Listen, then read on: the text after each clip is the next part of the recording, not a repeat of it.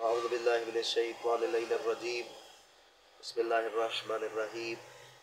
ایک چھوٹے سے مسئلے کے بارے میں جس کا عمومی طور پر ہم خیال نہیں کرتے۔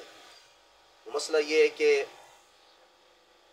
فقط نہانے کے بعد آیا وضو ہو جاتا ہے یا وضو کرنا ضروری ہے۔ نہانے سے کسی کا بھی وضو نہیں ہوتا۔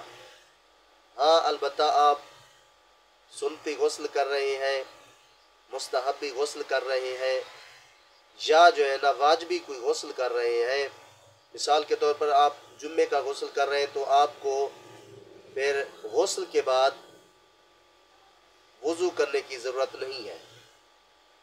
اسی طرح بہتر ہے پہلے آپ نہانے سے پہلے وضو کر لیں، یہ بہتر ہے اور بہترین بھی ہے، کیونکہ معصومین کا فرمان ہے کہ مومن کو ہمیشہ باوضو رہنا چاہیے۔